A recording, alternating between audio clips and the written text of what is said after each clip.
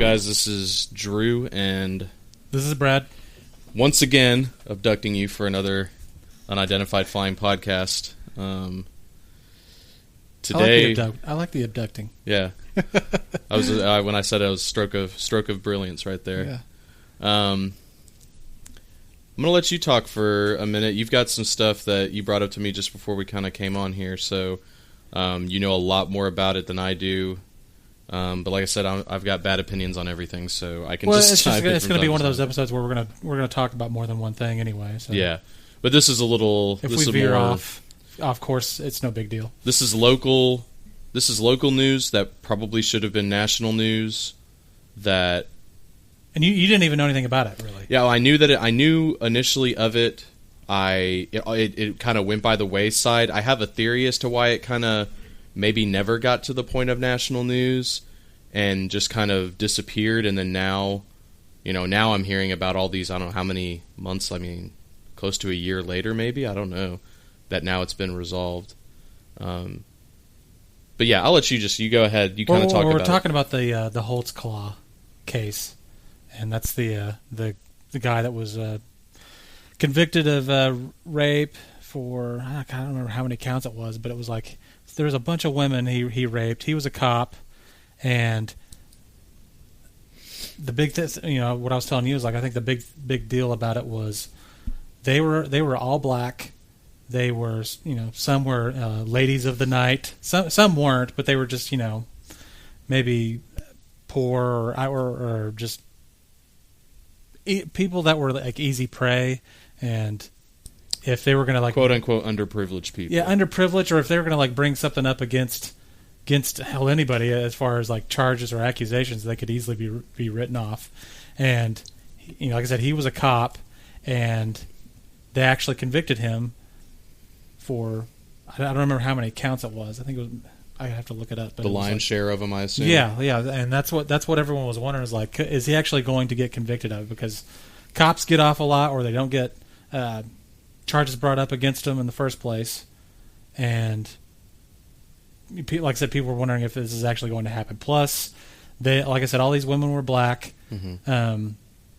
I just found it interesting that it's an all-white jury. I mean, like you said, that doesn't always have to be the case, or that's not always weird. I would think it'd be better if they're at least represented by, like, one black guy, or like one tan person is at least on the jury, but it doesn't have to be. And I get that sentiment, but at the same time, it's not going to always be the case. And especially, I guess maybe I'm being too idealistic. I would hope that shouldn't matter, because in my opinion, your race shouldn't be part of what is or isn't your peer group. I agree. But maybe does. my head's in the clouds. I don't know. But go on. Well, I'll just say this. Like I said, I remember initially hearing about it, and that, this guy had basically, taken advantage of his position as a police officer. He had, like, a prostitute or something that I guess he had either busted, or he knew she was a prostitute and decided to just, I already know this person's a prostitute, so not that she's necessarily broken the law right here and now, but I have every reason in the world to basically take control of her, and she's going to go along with it because she knows that I know she's a prostitute, and if a cop rolls up and says, hey, I need to talk to you, well, you're going to talk to him, or you're going to, run. Yeah. So she talked to him. He basically took big advantage of all of it, basically made her perform sexual acts on him, etc. She decided, fuck this, I'm saying something. And then it just started, like, to snowball. Like, other people came out and said, yeah, this guy did stuff to me too. And then this huge case basically got built up against this guy. Yeah. And then, at least locally, I didn't hear another thing about it. And I'm not saying that nobody locally reported it, but yeah, I mean, the night it happened, I remember it was on the news a lot. Yeah. I don't know. I remember him being arraigned in court. I saw that. They showed that on TV. Him being arraigned initially, but this was, close to a year ago. Mm-hmm. I think it was like January. I think. Was it that far back? I think. I'm not sure. It's been months. It's been a long time. And I think maybe, I don't know why it wouldn't have ever been national news, but I know with all the other police stuff across the country, maybe it just kind of faded into the background with people being, killed by We police and Oklahoma. stuff like that. And we are flyover country. Yeah. So, but I mean, you had the stuff, Ferguson, and then you had Baltimore, and then you had other little events here and there, and then you had, I mean, frankly, just other stuff that's just terrorist attacks here and there. I just think maybe it probably should have been national news because it was such an abuse of power, and the fact that we are Oklahoma too. Like, of all the places I would have thought that this guy would have actually got brought up and convicted, I wouldn't have said Oklahoma. I mean, that would not have been at the top of my list. Yeah, I mean, I would like to not have to go there and be like, oh, I think that Oklahoma would be the first place. The guys got off. I mean, me personally, I'm not shocked really because, I mean, we can talk. Well, it seems like they had Rodney pretty good King. evidence on The guys who beat the hell out of Rodney King got off in L.A. Yeah. So, yeah. I mean, if we're talking politically speaking, I mean, if Oklahoma's the rightest state in the world, then California's the leftist state. Yeah, so yeah. I think it's just a matter of. Well, like I said, I think it seemed like they had pretty good evidence. Yeah, I don't think this guy had much, and they didn't get him on every count. And I saw some people reacting like, "Well, then those counts, the women must be lying." And I'm like, "That's not always the case. Well, like, they might have not have had the evidence on that count. So, which I mean, hey, why should they convict him on if they don't have the evidence exactly. for him? They're just going to lump him. Yeah, I'm not going to. You got to be objective. Sure, and I'm not going to assume just because they didn't necessarily find the evidence that these people were lying. But I mean, if there's evidence that they were lying, it's just people have knee-jerk reactions. They're like, oh. Now, don't get me wrong. I think if somebody cries rape, I think, hey, I'm sorry, but the onus is on, you to prove it. Yeah. Because, you're innocent until proven guilty. Mm-hmm. The whole notion of this, listen and believe crap, no. Well, nope, I don't mind some of that, but it's like the pendulum swung too far the other way, where it's like somebody gets accused of rape and that's horrible. I mean, rape's horrible, and especially if they did it, that's even worse, dude. I'm like, the guy especially needs to pay for that. But it's like they release both of their names, and we're all about protecting the victim. It's like, why? Oh, yeah, that's why just they'll release the victim's name and they'll release the guy's name. So it's like, if the woman is lying, I don't say you release anybody's name. Yeah, exactly. That's what I'm leading up to. Is like, if say the woman is lying, well then this guy's tarnished. Yeah. Or vice versa, where it's like, maybe he actually did do it, and then, hey, this is the woman that was victimized, and then people go after her. She does anything that someone doesn't like, it's like they go after her. Why's she doing that? Like look at the Greg Hardy case, man. He basically paid his victim off, and hey, that's on her. And that's fine. Yeah, that's totally fine. As much as I think he's a piece of shit, people will go after that woman and be like, "Well, look what she's doing. She just left and she's off having a good time with the money he's having." I'm like, why wouldn't you be doing that? Well, they actually try to make her sound bad for doing that. I'm like, well, if that's on her, she let's can be go honest. do it. She doesn't do any favors for victims.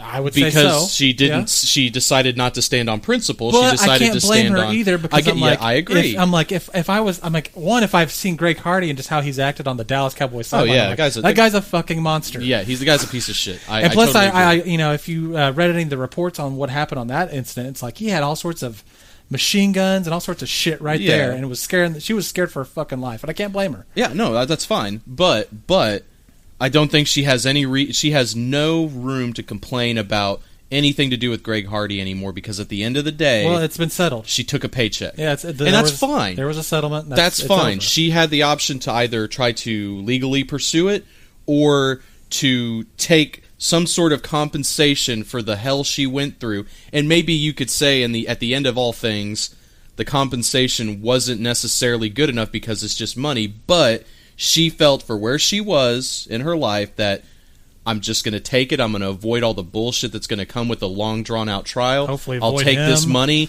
I don't have to see him anymore, hopefully, and I can just go live my life. And that's great. I'm happy that she was at least comfortable enough with that outcome to take it, and now she can try to move on with her life.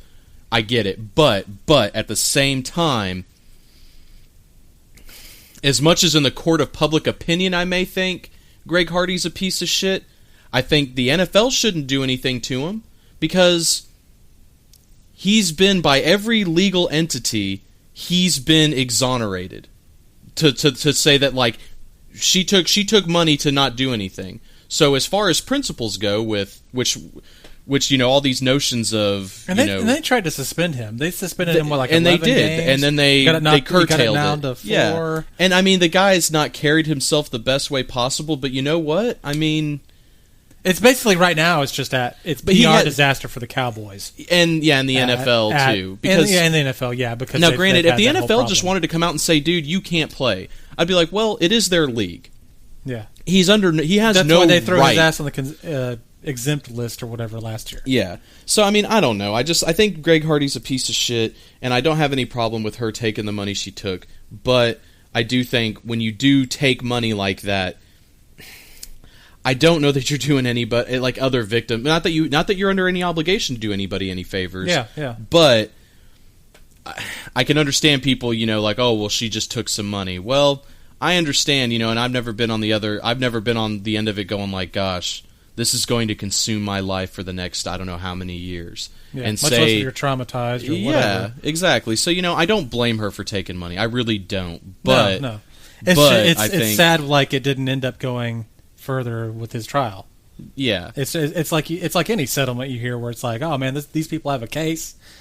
And they settled, and no one hears anything else about it. Yeah, and I mean, sweep it under the rug. Life goes on. Which just goes to show. I mean, hell, it's kind of. That's what you're. It's kind of it's one of those too where I kind of say, should that even be allowed?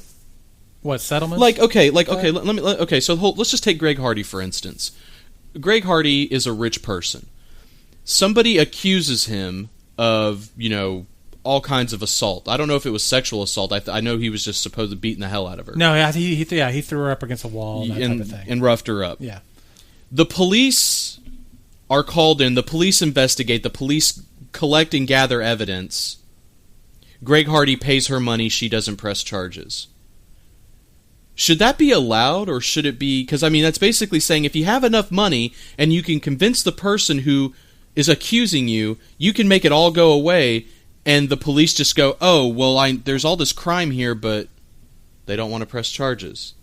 And they just step away from it. Yeah, and you know what I mean? I can't remember, there was some kind of weird thing because it was in North Carolina, and it went to trial. And what it was like some kind of jury trial. I don't remember the exact specifics, but it has to go to another level. He was already convicted, where it was like, yeah, you did this. The jury found him guilty, and then they were going to have to go to step 2 or the actual conviction or whatever, and then that's when he paid her off. And since she wasn't going to show up for the prosecution to testify, well, there was no case. Case is over. And that's another thing. It kind of goes to show you, it depends on what state you do this in. Yeah. It just seems like at the end of the day, it was just a big waste of taxpayer money. Yeah.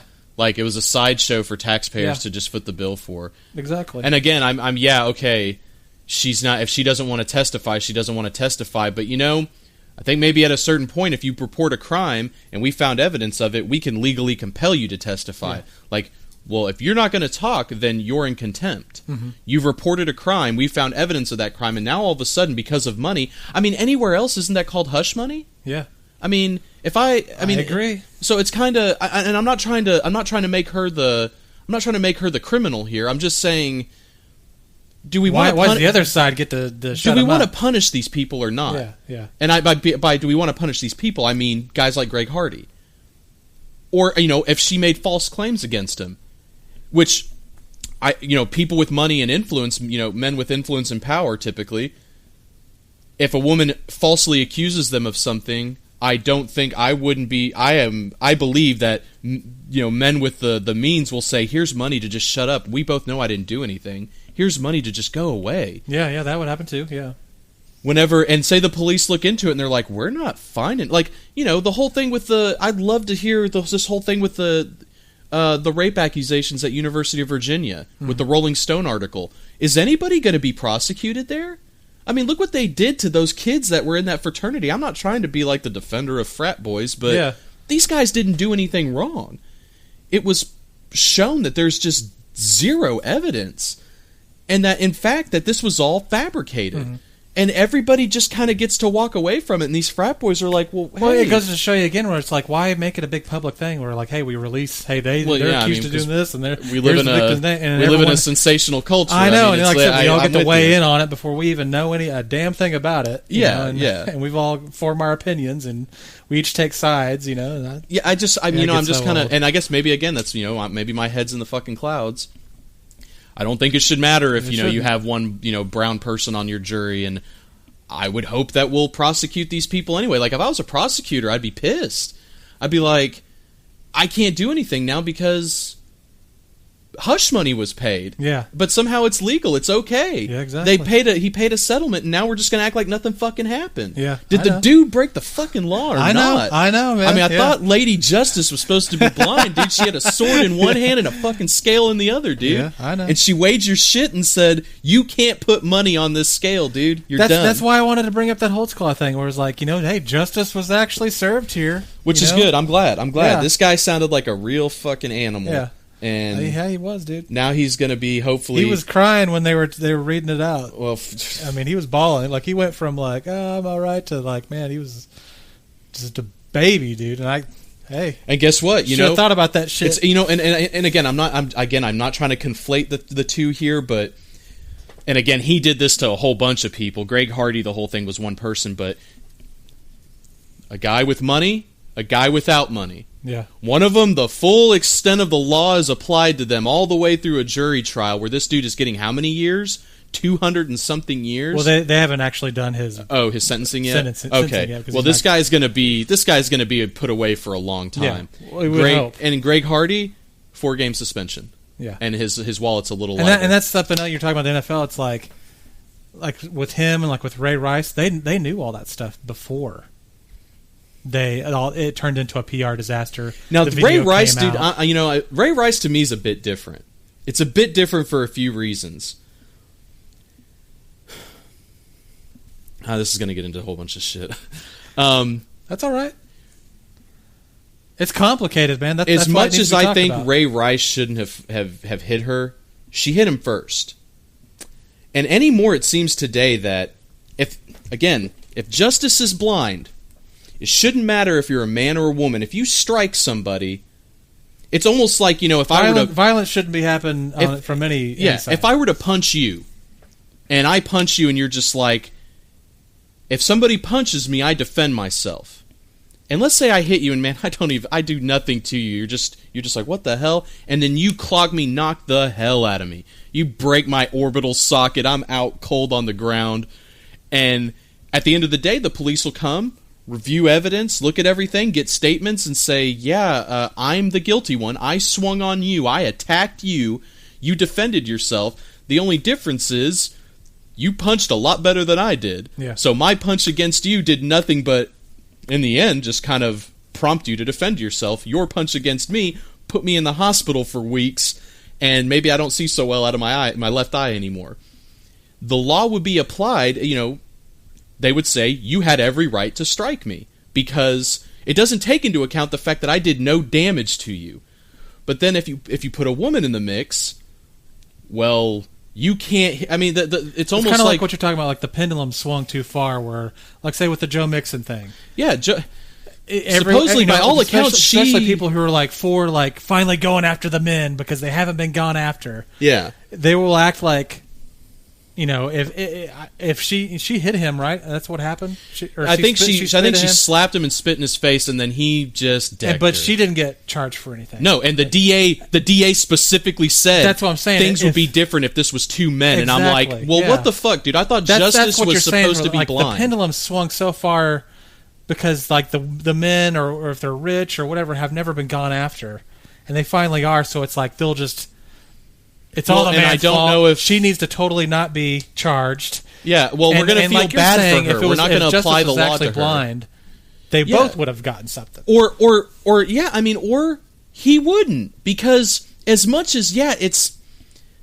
We could talk about the virtues of being a man and being like, hey, which I've been slapped by women before. Mm-hmm. I've been attacked by women before. I have never hit a woman, and I can't. I mean, I can see scenarios where I would, I mean, if I really feel like I'm in danger here, or if a woman ever hit me and I felt like I don't know that I'm going to be conscious much longer, I better start swinging. Yeah. Because I'm not going to I don't give a fuck who it is. I'm not going to allow myself to be unconscious if I can help it around anybody who's seeking to not give a fuck about my personal safety. Yeah. Somebody's got to look out for me, and if I'm not going to do it, then who can I expect to do it?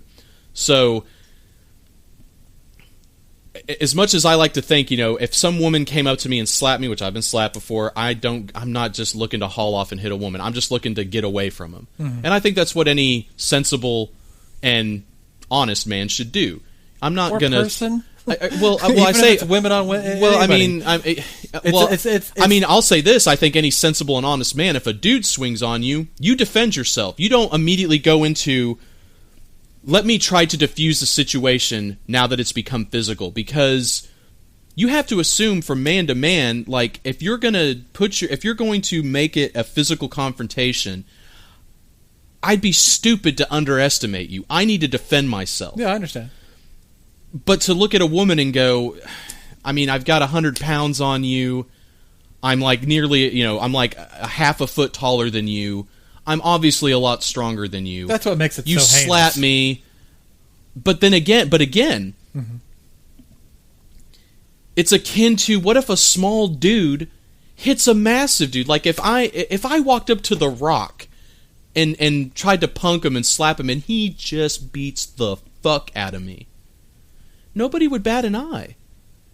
And that's what I'm kind of like with women. I hope that and it seems like we could press charges for assault, I guess. Well, yeah, but then if anything ever comes out, like, yeah, I swung on him. That's what's happening with Okafor, that Jahlil Okafor, that guy he's a lottery pick for the Philadelphia 76ers. Yeah. Somebody was like heckling him, and he was like, "Hey, the 76ers suck," and he got into it and punched this dude. And guess see, that's on him though. He made things physical first. That's the thing. People shouldn't feel like because words hurt. No, words are fucking words. Yeah. No matter what, I don't give a fuck what it is. Something somebody says to you, verbal, like a verbal expression, never gives you any right. I don't care what it is. I don't care if somebody throws the worst, meanest racial slur at you. That does not give you any fucking right. Now, to what, go up and deck him and would I think the person's stupid if they were shocked that somebody hit him because they said it? No. I'd be like, yeah, you're an idiot, dude. You'd have to expect that something bad's going to happen if you run your fucking mouth. However, people don't have the right to hit you because they don't like the words you say. They're fucking words. I mean, that's all they are. Words are not bullets, as South Park might have you believe if you've never seen that episode. Yeah. Words are not bullets. So I think they need to be treated just as they are, words. You want to talk shit back to somebody who's talking shit to you, that's great. Or if you just want to say, dude, I got no fucking time for you. I don't give a fuck what you say.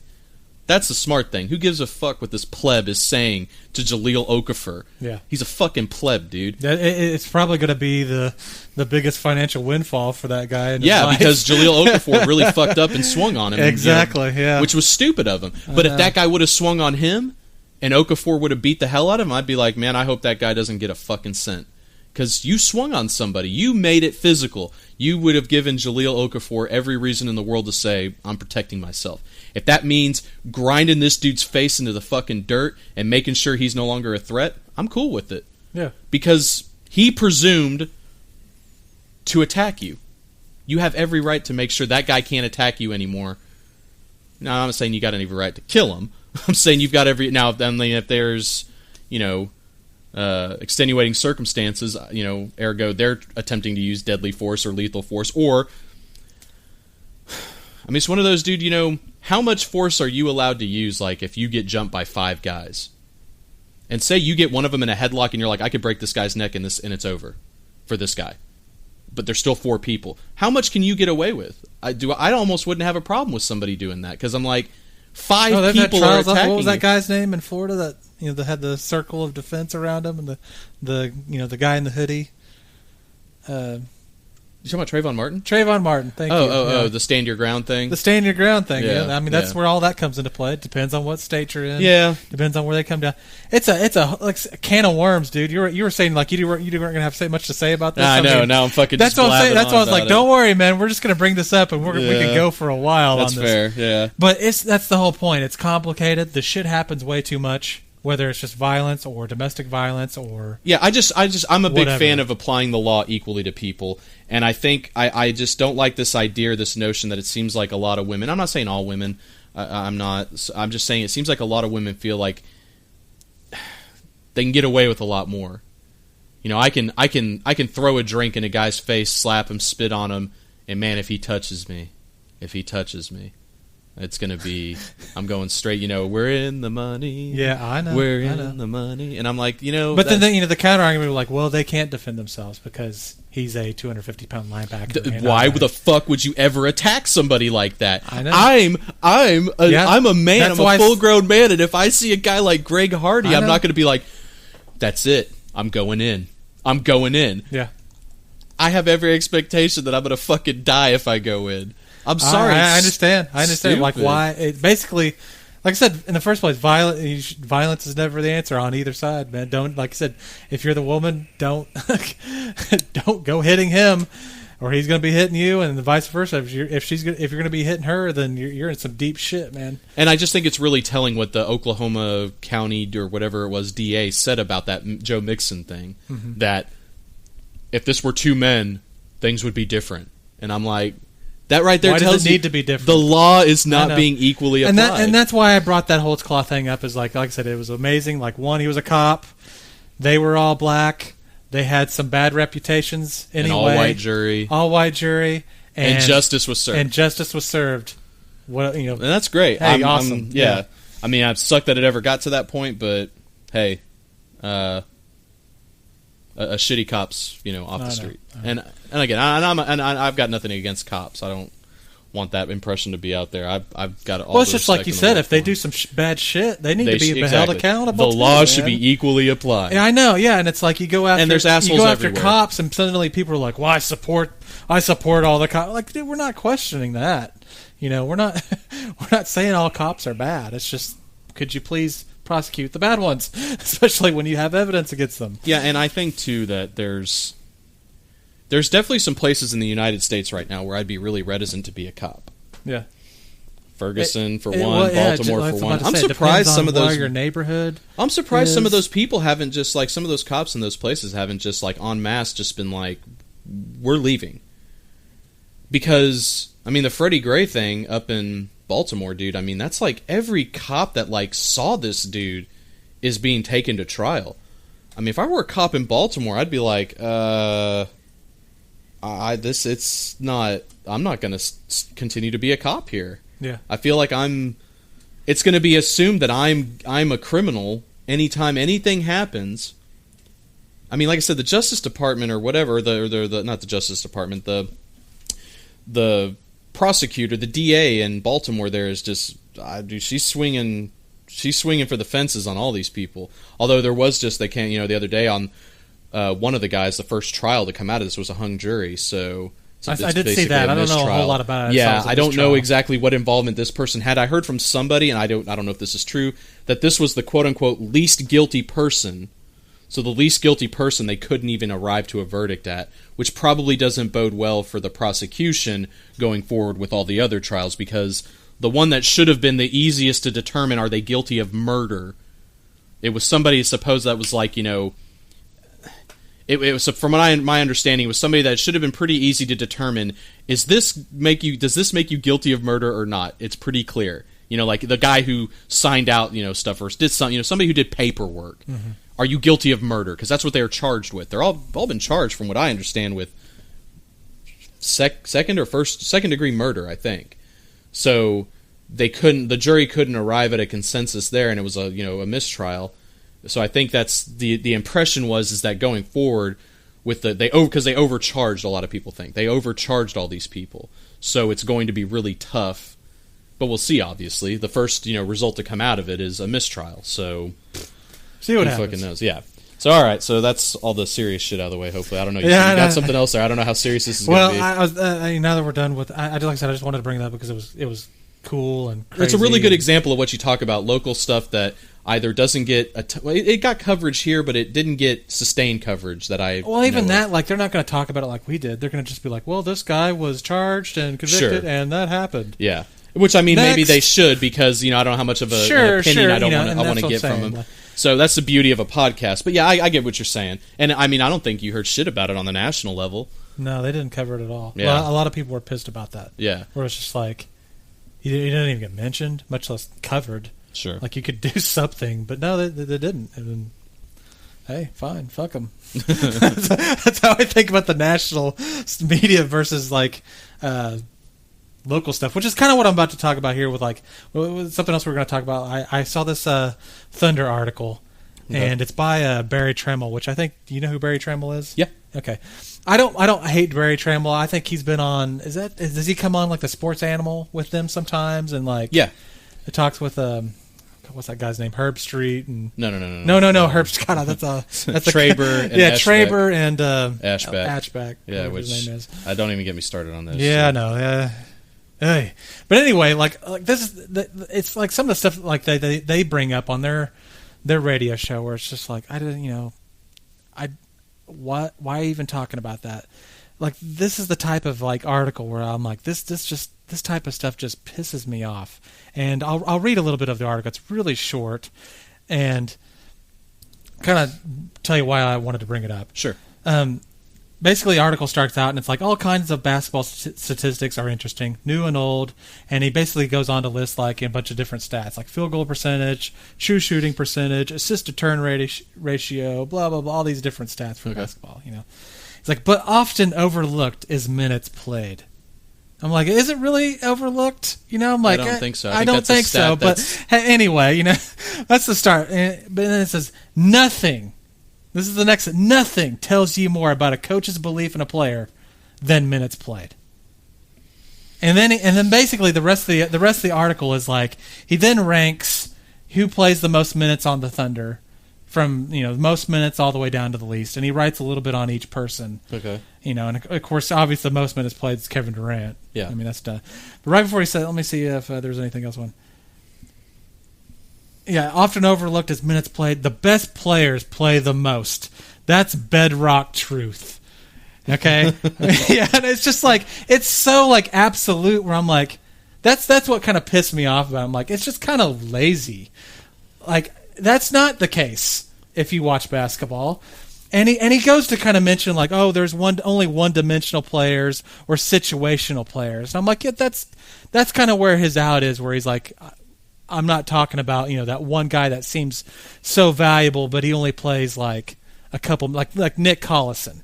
The guy is obviously on the last leg of his career and not as talented as a lot of people in the league, but he comes in and he contributes in his certain areas and gets the role done. But that's what I was wanting. I just wanted to bring it up. Is like it just pisses me off because it's like it's so lazy, man. I'm like that's it. And then some of the things he says about like some of the comments he says about like these certain players, because like first is Kevin Durant, then it's Russell Westbrook, and then next is Serge Ibaka. Fourth, past those three, who do you think gets the most minutes on the Thunder right now? I know we've got some new players this year. Steven Adams? No, that's actually pretty close. He was fifth. It's Dion Waiters, which I'm like, okay, that's. He comes off the bench. He comes off the bench, but he's been a bigger part of us. And what does he say about Waiters? Like, Waiters was traded to the Thunder. He averaged this many minutes, but the most of the games were played without Durant, so everyone's minutes rose. Waiters seems to be valued about the same by both coaches. I'm like, half these people, like the way he does this article, I'm like, half these people on the roster weren't on the team last year. Yeah.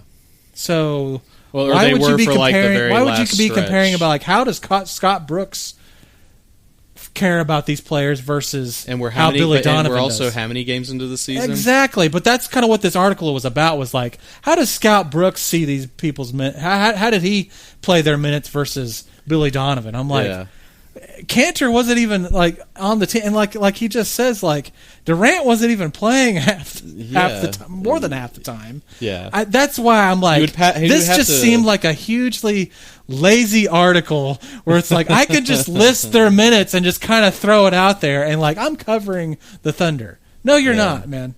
Yeah, you're not really. You think you are, but you're not. And I know I'm just, like I said, I don't hate Barry Trammell. No, he actually, does put some good stuff I think out. Barry Trammell is a. I think we're actually probably here in Oklahoma. He may be our best journalist. He really is. I'm like, name someone past him. Yeah, I can't. That's what I'm saying. Is I think what's really? his name? Oh shit, like John Rhodey or something like that. I think maybe. I haven't read many. Is he on one of the radio stations? Yeah, he's on the franchise. Right, yeah, that's what I was about to say. I like the franchise. Yeah.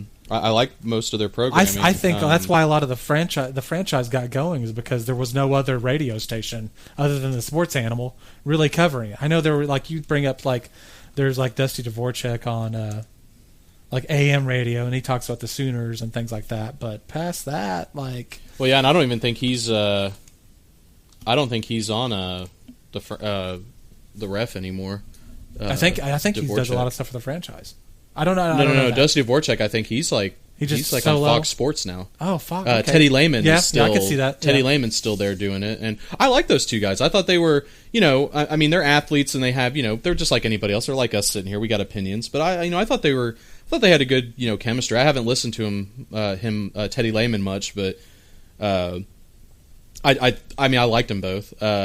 Really, as far as sports radio goes around here, really the guys I just can't listen to them. I tried. I can't listen to Traber and Ashbeck. I just can't listen to those guys. I don't blame you. I mean, I don't mind it sometimes, but it's kind of like what I was talking about, like with this article. It's like they pick certain topics and that you have an opinion about them, but I'm like, is it really not that it's not based in fact, but it's like, does it really matter? Yeah. I don't know how many times, like a few years ago, we were just talking nonstop about, can the Thunder get Pau Gasol off of the Lakers?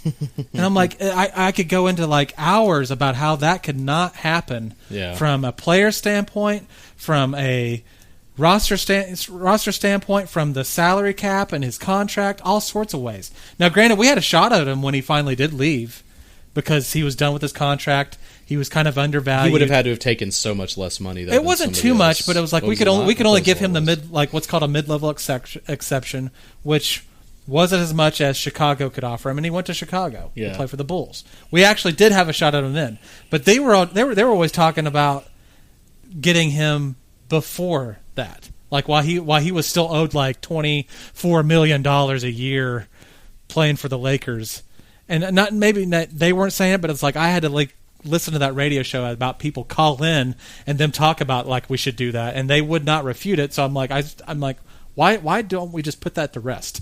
Was my point, and that's what I'm talking about with this article. It's like, it does seem basketball is not like that. Basketball is not about this guy only plays so many minutes, so he's not as highly valued. Was Ray Allen highly valued by the Heat a couple years ago when I'm pretty sure made he that was. Corner three? I mean, yeah. I know that was situational. Yeah. They were one-dimensional. I mean, look at a whole franchise that's run on that sort of mantra with the Spurs. Exactly. At the end of the day, when it all comes out in the wash, I mean, Tim Duncan and Tony Parker and Manu Ginobili may play the most minutes, but the way that they're used, there's games where they don't play the most minutes. So do you look at it game by game? I mean, hell, there's games here where, with the Thunder, where, what was it? To start the season, Billy Donovan was playing Kyle Singler and DJ Augustin. He was playing them a lot more minutes than he is now. Yeah. And he decided, I'm going to cut their minutes some. Yeah. Does that mean that if you watch Singler, I could see why. I mean, okay, but, excuse me. Does that mean, he doesn't, value? It's kind of weird. It's hard to put a value on. I mean, granted, obviously, the guys who are starters are going to play a lot of minutes. Yeah. The guys who are the best players are going to play a lot of minutes. But I don't know. It's not just because the point I think he's trying to make is like what is the difference between Donovan and Brooks? Like basically, which I don't think that totally ignores the fact that I may use them the same amount of minutes, but I use them differently. They don't work the same in my offense. And that's kind of my point. Like that's not how basketball works. I mean, what's Steven Adams been doing in this late? Like, I mean, the Thunder lost last night to the Cavs, which sucks. But they had a 6-game stretch. I think. I mean, hell, Steven Adams seemed to be a pretty big part of our offense, where he's putting up double doubles and stuff, and I think, Billy Donovan's like, hey, we're going to really use this, under the basket threat that we have. And we're going to use, Cantor's coming off the bench. Yeah, and that goes to, like, if you're not from Oklahoma and you're part of the national media, or maybe not even the media, but it's so easy to look at us and go, this is what I've heard about the Thunder. We have, two of the top 5 players. We've got Kevin Durant and Russell Westbrook, and they're amazing. Duh. And, Ibaka's pretty good, but, it's a drop-off from there. We've never leaned on him as, like, you have to be our third scoring option, Ibaka, or we're not winning. And especially look at when Westbrook and Durant have been out, he didn't exactly step up and just start scoring 25 a game every game. Ibaka does. So yeah. But that's Ibaka. We know what Ibaka is. Yeah. If you're like I said, if you're an outside perspective, you look at our team and you go, after that, we have the bottom of the barrel in everybody else. And I'm like, really? I think I think you're missing, look like you're talking about Steven Adams. Before we had Steven Adams, did we have a center who was able to pass the ball and make a shot? No. And we had make Kendrick a move? Perkins. We had Kendrick Perkins. We had Perkins. Yeah, he was throwing bows down there on the defensive side. And that's about it. And he couldn't make a shot really to save his life. No. Yeah. Adams already is past that. Oh, yeah. And you would say his ceiling is a lot higher because he hasn't played basketball very long. He's young. Yep.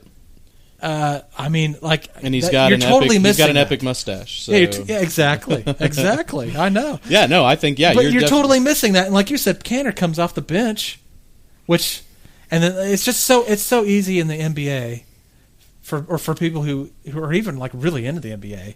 Like, you have a narrative and you follow it for a long time until it's proven otherwise. Yeah. Like with Cantor, he sucks on defense. He's just god awful in defense, which I don't agree with. And I don't think he's not great. He could learn. He's on a different team. He's not great defensively, but he's not terrible either. And I would argue, he's not Steven Adams defensively. Yeah, I know. I would argue that he's not even needed as much for that because what he gives for you anyway, like he gives rebounds. Yep. So much more off the bench, and his scoring off the bench is amazing. Yep. And people say based on how much money you pay him, you have to start him, and I'm like, why? I know. So it was the same with Waiters. Like, look at Waiters. Waiters' fault is he could be on a team with LeBron James or Kevin Durant, and they could have the ball, and he's like, "Hey, give it to me." Yeah. And you're like, dude, I don't think we're gonna pass it to you right now. Yeah. That's Dion Waiters. That's his fault. Yeah. But past that, look what he's doing right now. He's actually had some good games here lately, where it's like he's that guy off the bench, and he kind of gives us some scoring He's options. a good player. He's a decent player, yeah. He was a lottery pick. I mean, I'm not saying that guarantees you that you're amazing or anything, but I mean, he's come in and he has started to fill his role that he needs to fill. And it's important. Exactly. I don't know that we've had a guy off the bench. That's kind of been a big knock against the Thunder since, James Harden left. Was your bench. Well, fuck, look at our bench now. According to you, not you, but I mean, people who critique us, I'm like, guys like Cantor and Waiters should be starting. They come off our bench. Our bench is strong now. Who did we, before we got Cantor, who was our best big man coming off the bench? I don't even fuck. Probably Collison. Yeah, Collison, yeah. You know what I mean?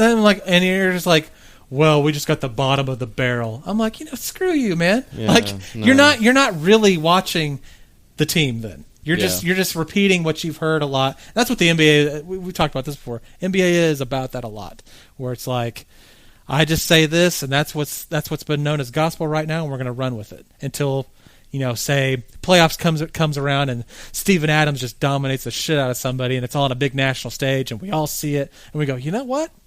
Maybe we were wrong about that guy, and that's when the narratives start to change. Yeah. But it can take season. Yeah. 2 seasons sometimes. Look at the Lakers, man. The Lakers were done. Yep. And they traded for Steve Nash, and everyone's like, oh, on paper, they got Dwight Howard. They're a contender because they got Kobe. Well, if you know anything, you can go well, Steve Nash is 40. Kobe's almost done. Dwight Howard's hurt and is even wanting to be there. He's just a problem, personality-wise. Yeah. And have you heard the most recent thing on him? On who? Supposedly he's... You're talking about Kobe? No. Dwight Howard. Oh, Dwight Houston. Howard. Oh, yeah, with Houston. Yeah, it's like he's wanting out. So like kind of like he doesn't. Well, if I was playing with Harden, I'd want out too. But see, that's the thing. He wants to be the guy. Yeah, and I'm kind of like, dude, so did Harden. But that's the thing. Like. But that always seems to be the thing that follows Dwight Howard around, and it's like, man, he's like the biggest example of unrealized potential, man. Because the dude's he's just built to dominate. Yeah. And I mean, I'm not going to knock the guy for any, injury stuff. Okay, but it just seems his attitude. And that's the knock on Harden. Everyone, will criticize us about that trade and how we got rid of him. But it's like, if you know anything about Harden, it's like, yeah, he wants to be the guy. Well, hell, even Bill Simmons is coming around on that, isn't he? I know, yeah, but that's my point. It's like Bill Simmons is both right and wrong, and everyone that like tries to go against him about him criticizing us about that trade is both right and wrong in the same way. Yeah. One, like I said, we did the right thing long term for the better of the team and our cap, and maybe our owner wasn't wanting to spend a huge amount of money. We didn't keep Harden, and we got some value back for him. Yeah. But at the same time, and this is Bill Simmons' point, if we come out of this era with Kevin Durant and Russell Westbrook with one finals game win in a series, and that's it, how is that possible?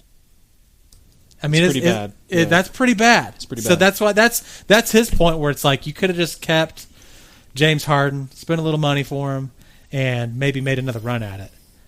Sure. But I mean, who's to say? And plus, look at we should have been back there the past couple of years. Look at injuries.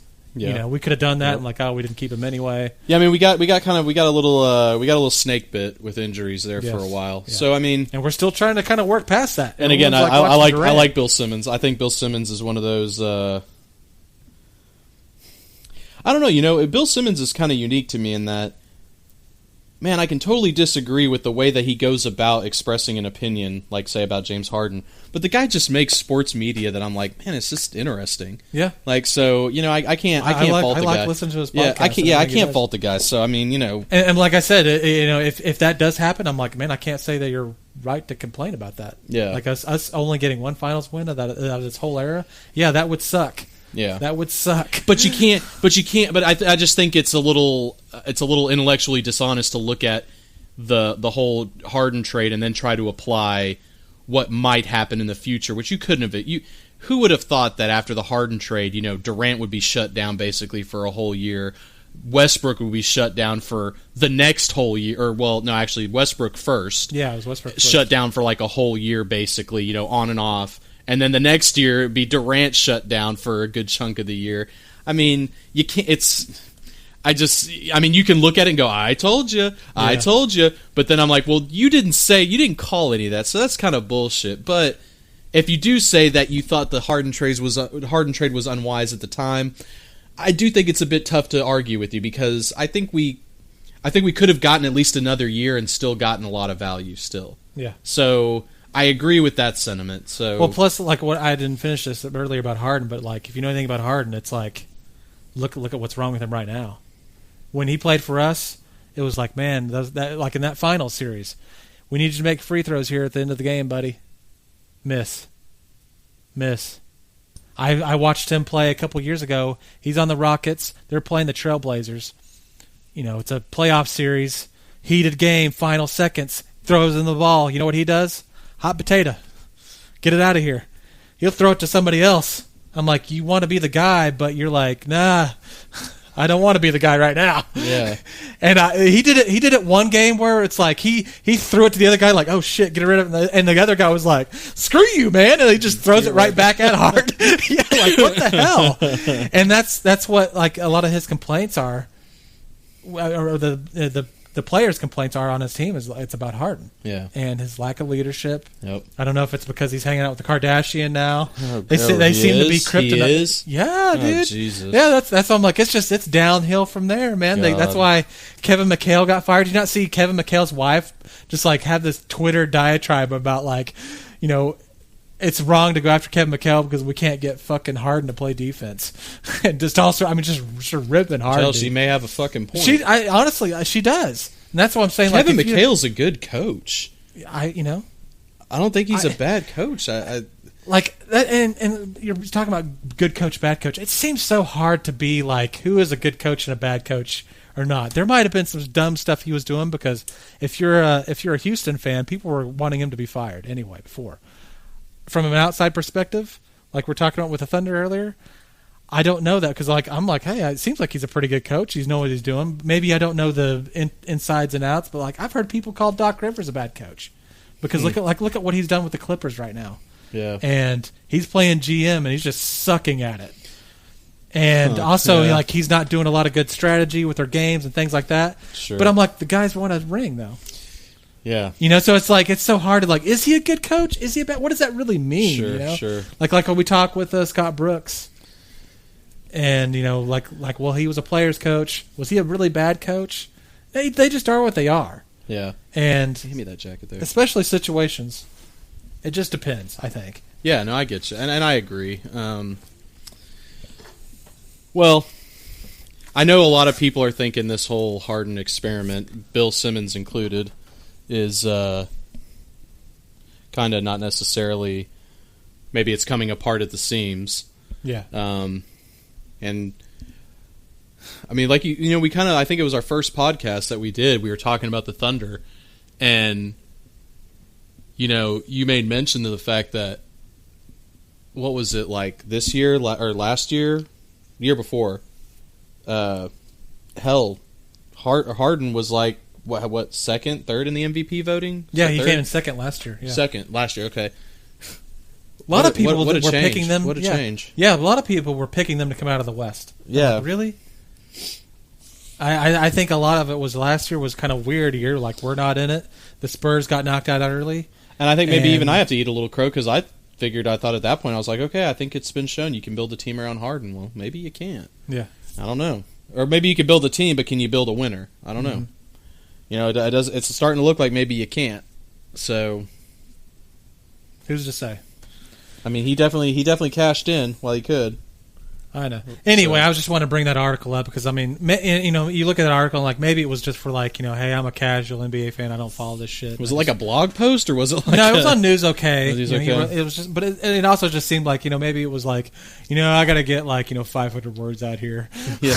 Which, hey, I don't blame a guy. I don't blame a guy for that. No, I don't either. I don't blame Barry Trammell for that. But it's just like, that's the type of, like, article where I'm like, it does come off as a bit lazy. Like, it's just really, come on. Yeah. Like, we could do better than that. I think. Anyway, I think we hammered on about. Yeah, I think we beat that to death. So. We're doing pretty good, at least as far as the season's going so far. Like you said, we Cavs, dropped that game last night. But hey, Did you see LeBron like totally demolish that golfer's wife? Yeah, he landed her on. Yeah, she had to be like carted out. I hear she's okay now, so that's good. Hey, but yeah, dude, not too bad for LeBron pile driving you into the ground. Yeah. Should be thinking second thoughts about getting those courtside seats next time. Yeah, really. I think if I were hell, I would. Yeah, let me sit a row back. Let me sit behind a retaining wall of some sort. Like, give him something to collide with before he collides with me. But anyway, that was a good game. The only thing I want to say about that game, just since you brought it up, like, sure. We had Kyle Singler guarding LeBron James a lot.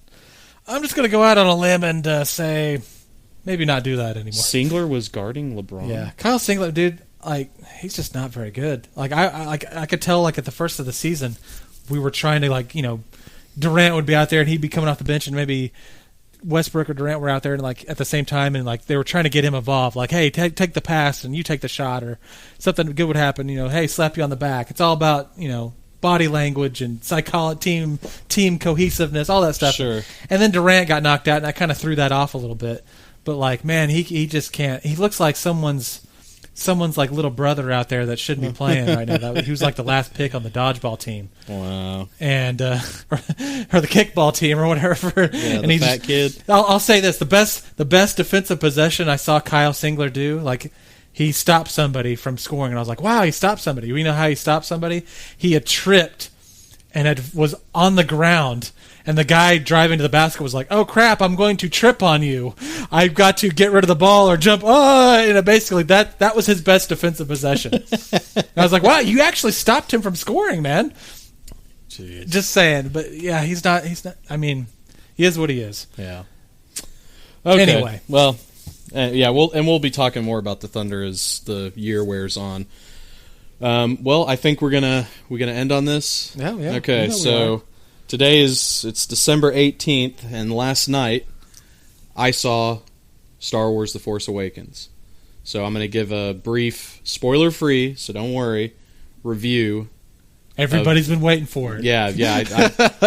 I've been my phone's been blowing up. Disney's been shoving it down your throat. Yeah, it's coming out, people. Yeah. It's good. Okay. I haven't seen it yet, so I'll just put that out there. Okay, it's good.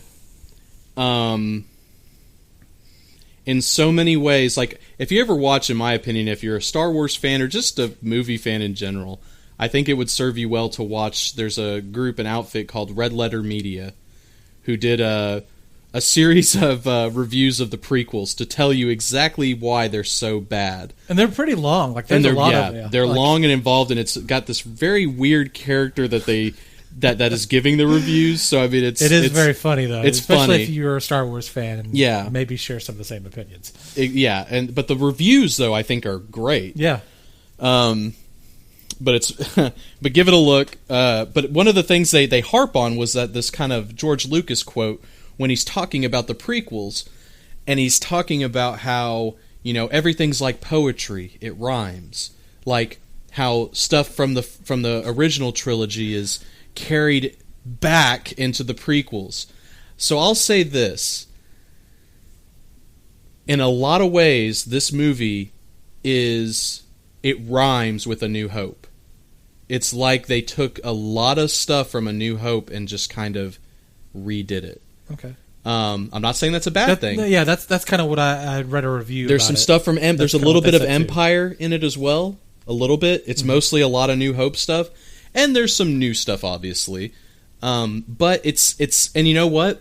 For the way that things were, I think the public's perception of where Star Wars was cinematically, I think it might have been the best thing to do, to just lay this solid foundation to now build from for a whole new franchise of Star Wars. To kind of go back to what did work, what we know worked, what everybody just talks about and adores and loves, and almost in a way retell that, and then springboard into, what'll hopefully be not the rest of the movies they're going to make. Yeah, which hopefully, the next, episode 8 doesn't quote unquote rhyme with Empire Strikes Back. Maybe it will though. I don't know. We'll see. I'll say this. I didn't have a strong reaction one way or the other when I left. I wasn't like, oh my god, that was incredible, and I wasn't like, oh my god, it's the Phantom Menace all over again, which I think is good because I think it was just a solid movie. Mm-hmm. It was good. Well, especially after the prequels, that's I went in like I was trying to check myself so much. I was like, these trailers look amazing. Don't get too excited. Don't because get on the hype train. I remember when the Phantom Menace came out, I was 19, I think, and I was like, these trailers look amazing. Yeah. And I went in. Granted, the trailers weren't done the same way back then that they are now. They weren't like You're trying to convince yourself like this is going to be awesome. Well, I mean, when you're watching it and it's not, and you're like, it's going to happen, right? No, it's not. Yeah, and so I'll say that the new characters, I really like the new characters. The Poe Dameron character, he's not kind of in it enough to I mean, he's not bad. I'm not saying that he's bad. It's just the two main characters are Finn and Rey. Those are the two main characters. Okay, and I think they do a good job of carrying the movie. However, the person who does all the heavy lifting in this movie, in my opinion, is Harrison Ford. This movie is Harrison Ford steals this movie, in my opinion. I didn't think the dude's 73, and I was like, dude, there's no way he can recapture that like old Han magic, dude. Yeah, there's just no way. He's too old. He's just gonna be there giving some. Was I ever fucking advice? Wrong, dude? He hasn't missed a beat. He has not missed a beat, man, this guy. I mean, Millennium Falcon crushing his leg and getting in a plane crash. I don't know what Harrison Ford is made of, dude, but it's like adamantium or something, dude. Because he's so good, man. Every part that he's in, and he's in a lot of the movie, is just That's cool. He's not just like kind of no, cameo-ish. dude. No, dude. Okay. He is. All right. He is. The three main characters of this movie are Rey, Finn, and Han Solo, in my opinion. Kylo Ren as well. Kylo Ren is a major Is that character. the bad guy? He's the Okay. He's the Sith guy Lord. or whatever. Yeah, Whatever right. you want to call whatever he is. I don't think he's technically a Sith, but I don't know because he's not a Darth. There's no Whatever, Darth in front. yeah. Yeah. So I mean, however much you want to get into the Star Wars mythos, I don't know, but he's the bad guy, which is pretty apparent from the fucking trailers. Yeah. But man, Harrison Ford is just so good. I that's what I found the most. I was like, I can't believe how good he is. Awesome. Hey, that's good. Like this, there's some, there's a lot of bittersweet stuff too. Man, it's a good flick. It's a good flick. I'm still thinking about it. It's been a day, but I'm still just kind of mulling it over in my head. And You gonna go see it again? Oh yeah, I'll go see it again. I'll go see it again. I think J.J. Abrams has been a good steward of Star Wars, and that is to. Well, you notice he jumped ship with Star Trek. Yeah. Like I think he's still producing it though. Yeah, but J.J. Abrams is he made 2 movies. He's jumped to he's still producing Mission Impossible. He said he's like more of a Star Wars fan than a Star Trek fan too. He's like how that there's that's people fine. like that. Were like, I think I this like guy, J.J. Abrams is smart, dude. He gets involved in these franchises that he likes. He directs a movie. He, in my opinion, he either resurrects them, repairs them. He's a good storyteller. Yeah, and then he goes. It's just even if he's a good emotional storyteller. Yeah, like even if whatever he's rebooting or like you said fixing or whatever, even if it's not great, like he can make it. Yeah, relevant and like okay, like that was a good film, good story, good plot. Okay, And then he moves on to some other franchise. Yeah. You got to think he did one Mission Impossible movie, which I still say is the best Mission Impossible Which movie. one did he do? Mission Impossible 3, the one with Philip Seymour Hoffman as the bad guy. I actually haven't seen that. It's really good. I thought it was... I still think... I hated Mission Impossible 2. I really didn't like Mission Impossible 1. No, that's... not Ang Lee. Cheyenne Faust. What's his name? John Woo did Mission Impossible 2. Right. Yes, it's terrible.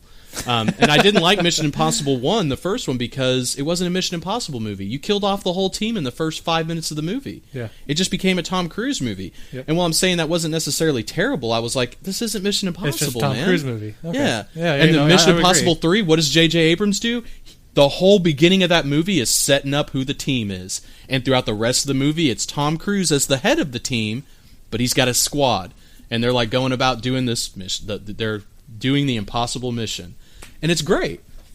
And then I kind of want to watch it now. And then he left. He doesn't direct them now, but he still produces them. They made another one after that? They've made 2 more. I haven't seen the newest one. I thought Ghost Protocol, not bad. Okay. He produced it, didn't direct it. Mm-hmm. So he put his mark on it. Yeah. And then he's kind of stepped back, and now I think it's the same thing with Star Trek. Star Wars was calling, baby. Yeah, like he's not directing this new Star Trek, Yeah. Well, Star Trek was calling for Mission Impossible. Yeah, and then he goes and directs Star Trek. Yeah, then Star the first Wars one I liked. I liked Into Darkness too. People talk shit on, but overall I liked it. Yeah. And then he's not directing the newest Star Trek, which I saw the trailer for Star Trek Beyond the other day. What do you think about that? You're kind of like, it's kind of. Man, I don't know. It looks like an action movie. It looks like it's a Fast and Furious director.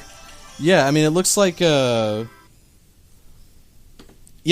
looks like Guardians of the Galaxy is what I was thinking whenever the trailers on. I'm like, is this kind of like... Yeah, I kind of thought the same thing, yeah. So, Hey, who knows, though? Impress me. That's how I always take these trailers anymore. Sure. I'm no fan. Like with Star Wars, you and, my wife, she's just like, they're just so hyped up on it. Like, oh my God, Star Wars, and the biggest Star Wars fan. I'm like, hey, so am I.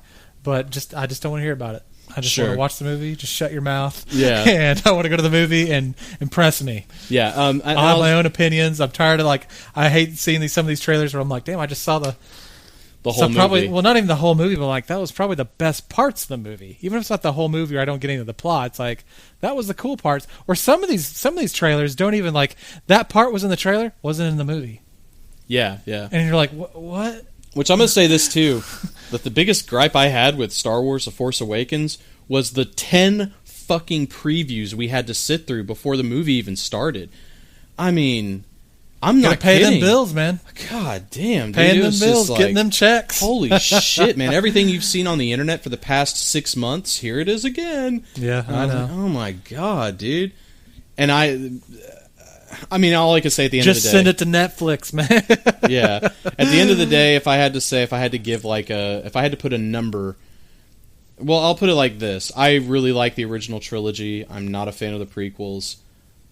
I want to be, but damn, they suck. Yeah, I think I would put this. Like, I think Empire Strikes Back is the best Star Wars movie. I'm one of those. I'm of that school of thought. I am too. I think the next best movie is A New Hope. I don't really care for that one too much. Oh man, Not that I don't care for it, but like as far as like you ranking them, I'm like, yeah. I think the third best one is Return of the Jedi. I put Force Awakens right there with New Hope. Okay. Because it has so much in common with A New Hope. Yeah. Like I said, I'm not going to spoil anything, but it's just so well done. And like I said, Harrison Ford, man. That's like all the nostalgia that you're hoping for, and it's there, man. It's there, and it's not too campy though. Like no, it's the only thing. Actually, one of the things I have is that there's a lot of parts that feel a bit rushed. You're kind of, but brevity is the soul of wit. So I don't know. Maybe that's a good thing, for most people. But it does seem like some things like, okay, we have to go here and do this. Okay, we're there. Yeah, and I'm kind of like, all right, it's okay, well, now we got to go here and do this. We're there. Yeah, I'm like, well, okay. Because it's a lot of those moments where the in-between, like J.J. Abrams is really good at action and emotional storytelling. Anything in between, it's almost like maybe he's playing to his strengths. It's an editing issue too. Yeah. It could be, and whenever it's like, hey, we have a chance to actually develop some characters here in a non-dramatic environment, like where they're just together being developed as characters. He just kind of skips over it. And maybe it's because, like I said, he may be playing to his strengths, and he's like, like if George Lucas tried to do that in the prequels, it's just like... They'd be sitting down on a couch having a 10-minute talk about And nothing. It would just be about, trade politics, and you're like, oh my God. So maybe J.J. Abrams is just like, you know what, dude? I'm just going to skip that. I'm going to develop... all the character development is going to be done in, very emotional scenes or action-packed scenes. That's where you're going to learn about my characters that I've created. I think about it. I think about that a lot with like not just movies from the 80s, but like they used to make movies that were like an hour and a half, and especially us, we kind of grew up on them as kids, and that's one reason we love them. But it's like you watch them now, and it's like they do some kind of what you're talking about. Like there's no real transition, but there wasn't one really needed. It was just kind of you went here, you did this, the movie went on, it was fun. Cool. Yeah. That was what all about. I didn't need to have that. So you got to think about that sometimes too, where it's like, look at movies like that. They don't make movies like that anymore, like The Goonies. Sure. Or trying to think of something. The closest they do. Like I just seriously, like anytime you're watching a movie from like the 80s, early 90s, that time, and it's like an hour and a half long. Yeah.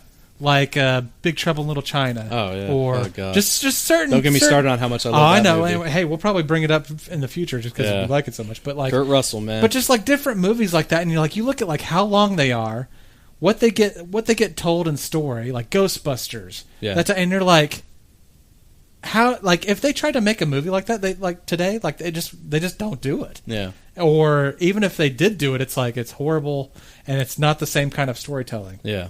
And you're just like, well, they just seriously just remade this to put the name back out. And and make some money off of this. God damn it, I got duped again. Duped again. Yep. So we'll go ahead and I think wrap this up. We're almost an hour and 10 minutes here. So that's good. Star Wars, good flick. If you're a Star Wars fan, you're gonna like it. I think. I'm pumped. I'm ready to see it. Yeah. So, and we may need to go see it because I want to see it again. So. That should tell you everything you need to know. Exactly. I did not go see any of the prequels after one time. So I want to see this movie again. But anyway, so yeah, we're going to wrap it up here. So As I said last time, I think if you like the whole abducting line, this is time to reach escape velocity. Yeah, and hey, if people want to get a hold of us too, tell them about that, UFP Podcast at gmail.com and UFP Podcast at UFP Podcast on Twitter. There's our Twitter, we're on Facebook. And our Facebook is... Go there and like it if you want to do that. Was it UFP Podcast? Yeah.